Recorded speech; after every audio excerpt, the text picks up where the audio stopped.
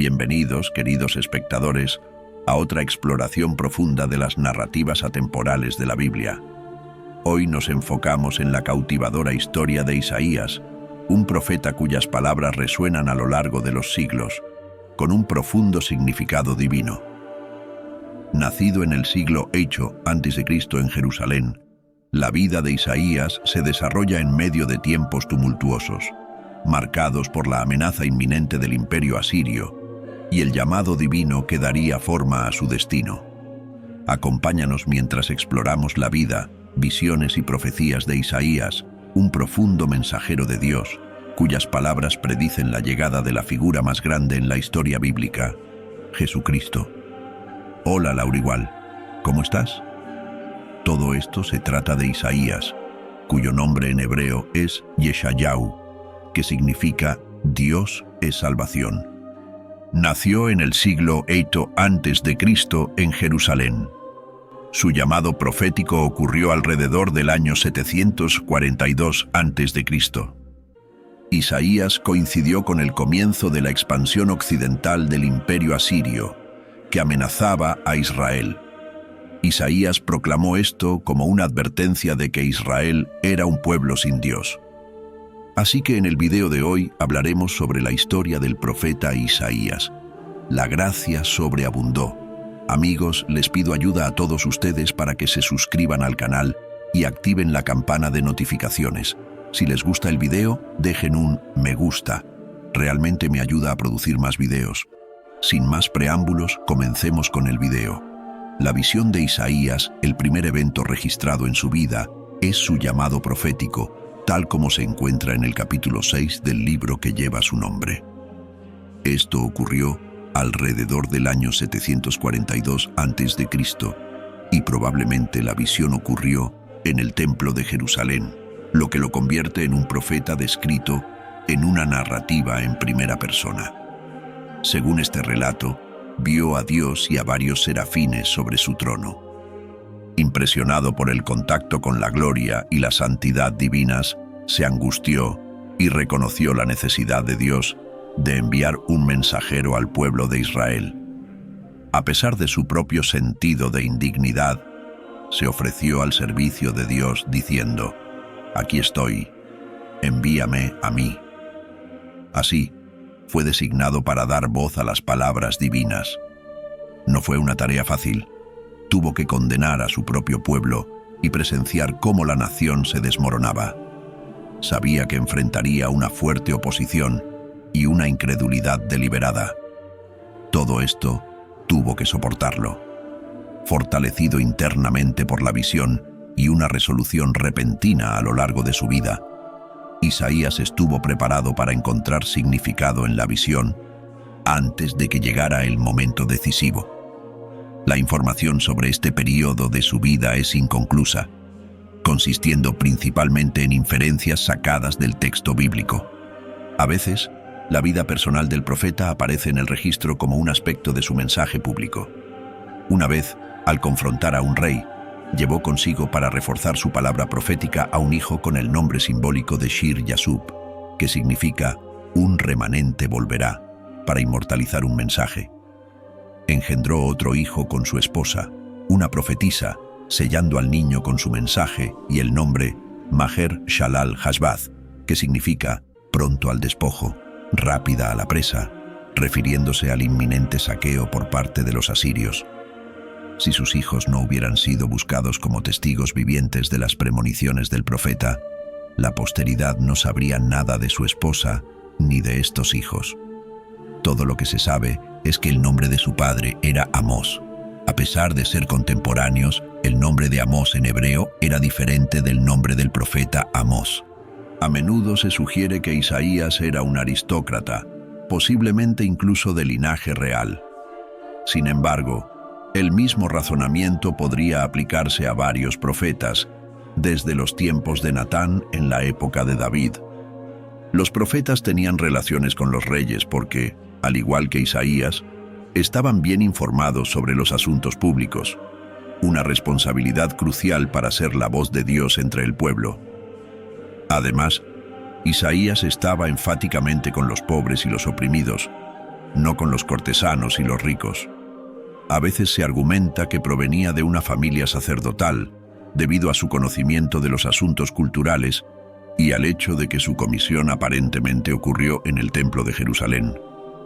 La vida temprana de Isaías incluyó experiencias con la pobreza, la depravación entre los ricos y una familiaridad con los desprotegidos, las viudas, los huérfanos, los sin hogar y los desposeídos, víctimas de los más ricos. Isaías profetizó sobre Jesús en casi un tercio de los capítulos del libro de Isaías, abordando tanto su primera como su segunda venida. Isaías proporciona más profecías sobre la segunda venida de Cristo que cualquier otro profeta en el Antiguo Testamento. Aquí hay algunas profecías sobre Jesús, tanto en su primera como en su segunda venida. Él juzgará entre las naciones. Isaías 2:4. Será un renuevo del Señor, nacerá de una virgen y será llamado Emanuel. Isaías 7:14. Isaías 8:8-10. Será una piedra de tropiezo y una roca de escándalo. Isaías 8:14. El gobierno eterno estará sobre su hombro y será llamado Príncipe de Paz. Isaías 9:6-7. El Espíritu Santo reposará sobre él. Será una piedra probada, una preciosa piedra angular, un cimiento seguro. Isaías 28:16. Jesucristo es mencionado directamente en más de la mitad de los capítulos, desde Isaías 40 hasta Isaías 61. Sin duda, el capítulo más crucial con respecto a la salvación de la humanidad es Isaías 53. Esta profecía explica cómo fue herido durante su sacrificio por los pecados de la humanidad. En este pasaje se describe su primera venida, comenzando en Isaías 52:14, e Isaías 53:2-5 explica que su apariencia física terrenal no destacaría. Fue despreciado y rechazado, y por sus heridas fuimos sanados de nuestras enfermedades. Este capítulo central nos dice que vino a dar su vida como sacrificio por nuestros pecados, simbolizado por el Cordero Pascual. Las declaraciones sobre su muerte se repiten después, diciendo que fue cortado de la tierra de los vivos, sepultado con los impíos y hecho ofrenda por el pecado, derramando su alma hasta la muerte. A lo largo del libro de Isaías, Dios reveló que Jesús vendría a la tierra primero como un ser humano para tratar con el pecado y luego regresaría en su estado glorificado después de resucitar de la tumba para establecer el reino de Dios. Muchas personas lo rechazaron durante su primera venida porque no entendían la naturaleza dual de la venida de Cristo. No cumplió con las profecías de gobernar la tierra y establecer un reino eterno en su primera venida, lo cual ocurrirá durante su segunda venida. Curiosamente, Dios también reveló a través de Isaías cómo Cristo podría volver a la vida después de ser crucificado.